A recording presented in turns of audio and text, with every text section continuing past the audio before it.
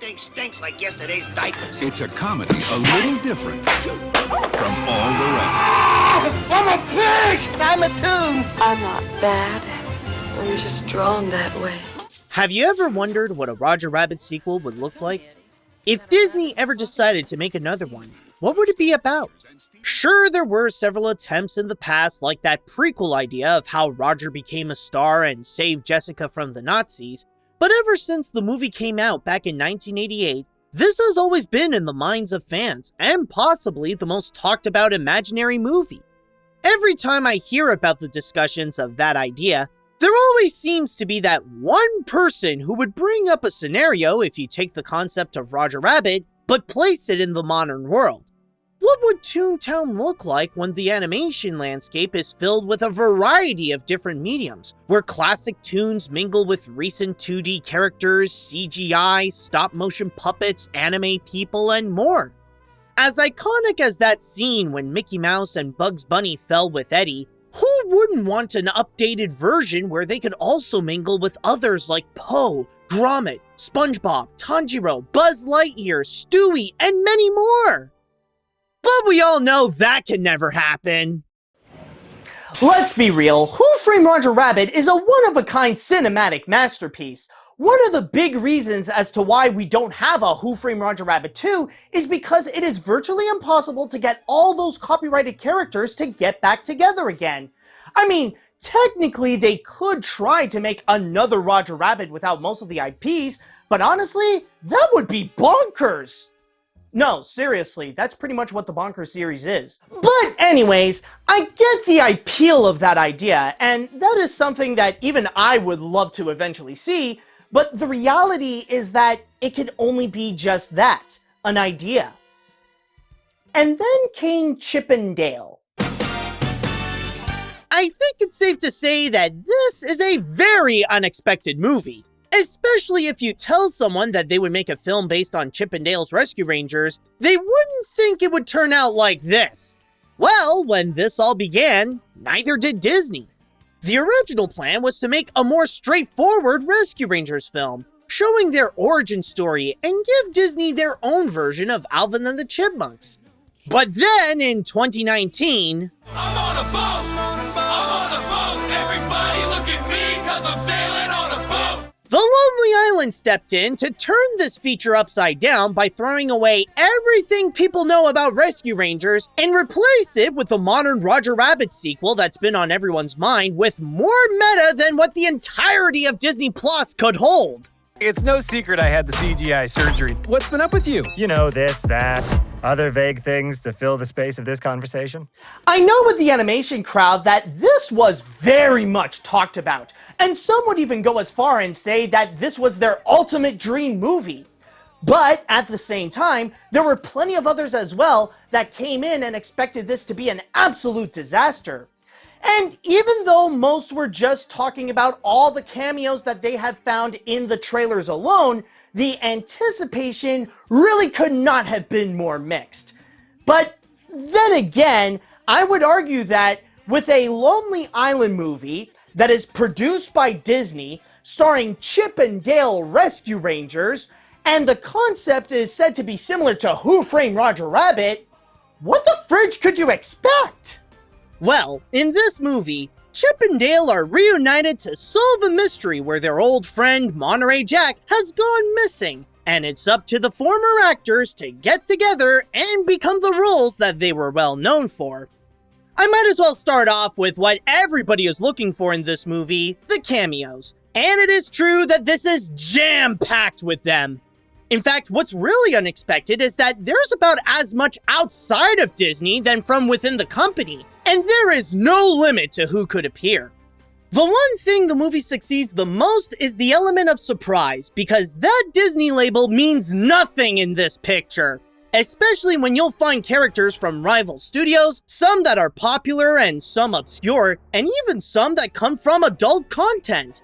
And that's only from those what we see. This doesn't even count the ones that are mentioned from the gags. Paw Patrol attacked Sergeant Henderson.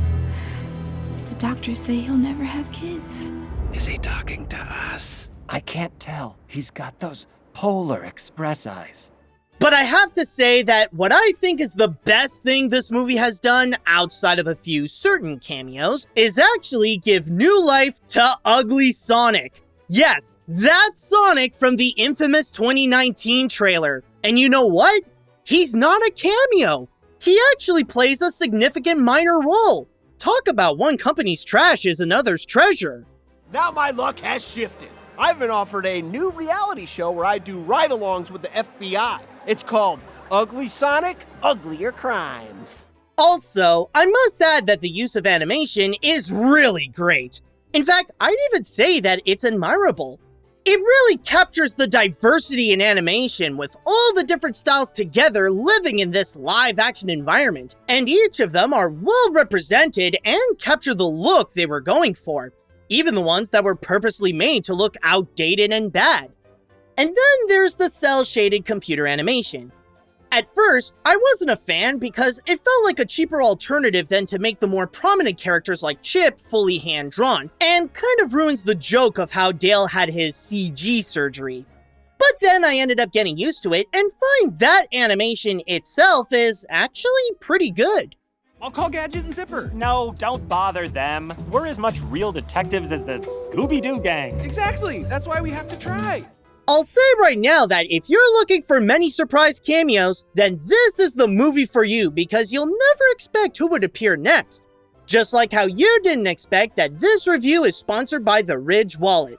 I'll be honest, ever since I got my first Ridge Wallet, I never went back because this is truly a next level wallet. It's the true definition of big things come in small packages because not only is it the size of a credit card, but it's able to carry up to 12 cards and have extra room to hold some cash. Oh, and by the way, I can confirm by experience that this makes an awesome Father's Day gift. In fact, to help you out on that, go to the link in the description and use the promo code ANIMAT to get 15% off your order. And your dad will be as happily surprised as when he saw how there's just so many cameos in this movie. So many, in fact. It kind of makes it concerning for the movie itself. Let's be real for a moment. As fun as all these cameos can be, and trust me, I enjoyed them as well, they are just a novelty. A marketing tactic to get people to watch the film in the first place. If you take away all the references and all the cameos, is there much that this movie can actually offer? I don't know about you, but honestly, I don't think so. And that's the biggest problem with the feature. As a film trying to tell a story, there isn't a whole lot of substance that was put onto the writing. Generally, it's nothing more but a bland mystery plot where two old partners get reunited to find their missing friend and discover a major evil plan that is happening within the city with some twist of who could be involved with the crime. It's like Zootopia, but without any meaningful commentary to make it memorable. Considering how that is partly the driving force of the picture, the predictability of it makes the story feel boring and unengaging. And with that weak narrative, it feels like the cameos ended up taking a higher importance than the storytelling. Almost like it's using those cameos as a distraction from its significant setbacks. You see, what makes those multiverse-style movies work, like Roger Rabbit, the Lego Movie, and Wreck-It Ralph, is that even if they provide a whole bunch of recognizable appearances, their priority is telling a good story with strong characters to connect with. And that's what gets people to revisit the films and still love and remember them the same. Even the sequels, like the Lego Movie 2 and Ralph Breaks the Internet, while not as great as their predecessors, they still work well on their own because they prioritize the story. If you mistakenly focus more on the quantity of the cameos and try to amaze audiences with just who's in there, then you won't grab their attention for long and end up like Space Jam: A New Legacy, where the script is so poorly treated that it makes the whole experience, including the cameos, feel repulsive. I'm not saying that Chip and Dale is as bad as A New Legacy, but I'm just asking if there's anything worth remembering in the picture other than the cameos. Do you know how dumb that is? Well, I am the dumb one. I didn't mean it like that.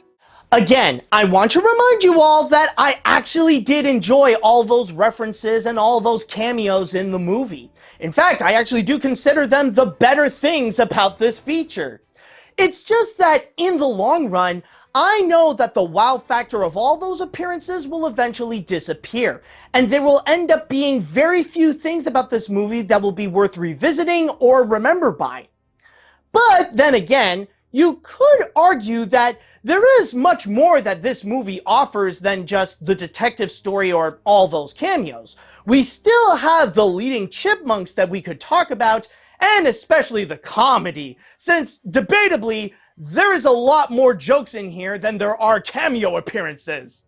And I will say, unlike the story, they are actually okay, I guess. While there may not be an engaging story here, the other elements that it does offer are fine. They're not all great, they're not all terrible, they're just a giant mixed bag that results in something that is just okay. Of course, as a Lonely Island movie, the comedy is another component that has a high priority, filling the entire picture with meta-style humor and deliver them at a rapid-fire pace in the style of a Phil Lord and Chris Miller comedy. However, as much as it wants to comedically be like the Lego Movie or the Mitchells vs. the Machines, this is a case where quantity seems to overpower quality. Don't get me wrong, there are some moments that did get a laugh out of me, including some of the reference, like I already mentioned, but there's just a lot of them that either fall flat or they go in the meh category. The best way to put it is that the movie's humor is tolerable. There's not a lot of moments that are fully funny, but there are a few that are enjoyable and grab your attention, and not enough bad ones to make you want to stop watching. What? That was crazy! Somebody called Guinness Book! This is incredible! Oh, we lost it. And then there are the lead chipmunks themselves, Chip and Dale. Now, let me start off by saying that I know this movie doesn't stay fully true to the series. Then again, I grew up watching the classic Walt Disney cartoons with them more so than Rescue Rangers, so that doesn't personally bother me that much. But it is true that there are some weird inconsistencies within the film's inner world building. Like, has this world forgotten that Chip and Dale existed before Rescue Rangers? And why is it that Cubby is still a kid and not Peter Pan, where he lost his child star status because he grew up and became the villain of the picture? Isn't that kind of a tasteless jab at the treatment of child stars getting thrown out once they hit puberty? I know they don't mean it that way, but I don't know, maybe it's just me. What do you think, Bobby Driscoll? You got old. Yeah, death is coming for us all, kid. Anyways, when it comes to the main two, like the story, their roles are also boringly generic. After decades of splitting up, they both have to work together and reconnect to save their friend and stop the bad guys. However, there is one thing that did help them to become a decent duo, and that is, surprisingly, their actors John Mulaney and Andy Samberg. At first, it seems a bit taboo to have celebrities to be playing the roles of classic cartoon characters like Chip and Dale, especially when most of the time, Samberg voicing a cartoon character ends up becoming absolute cringe. Seriously, I'm still trying to recover from his disastrous contribution to Hotel Transylvania Transformania.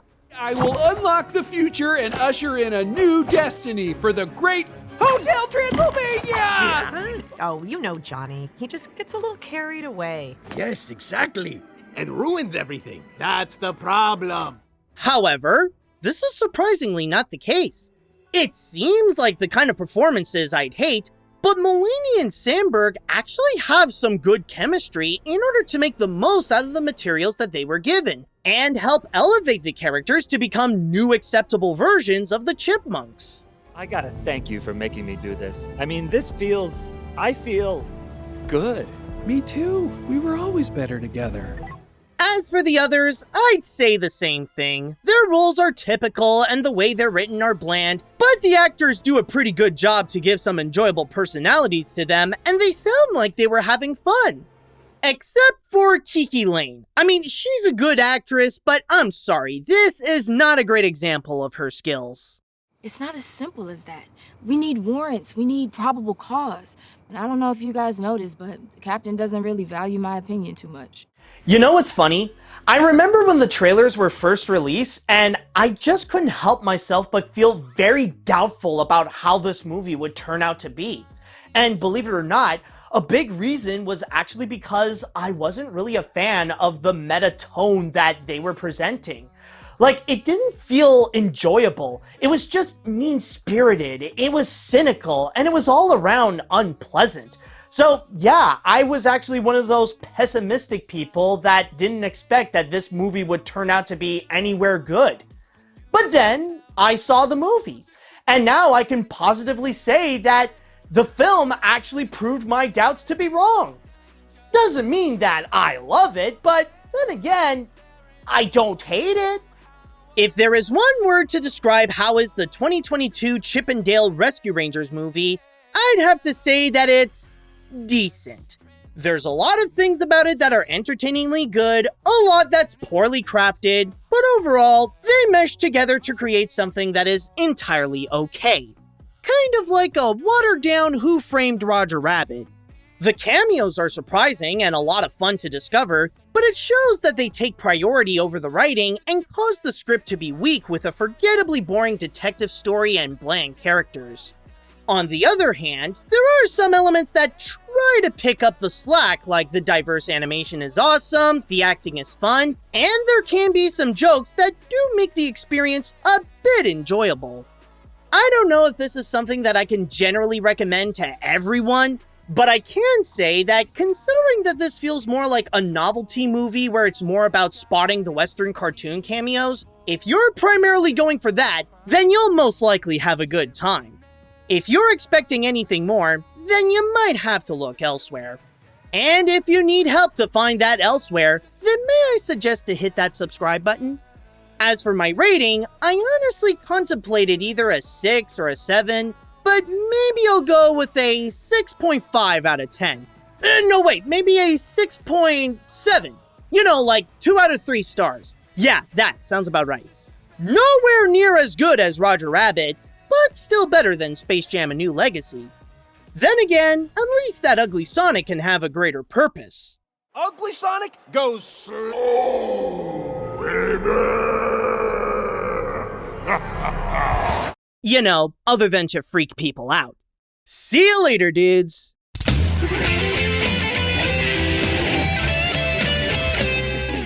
Run by the Nazis because you don't lose your XP. Chip and Dale's MMORPG.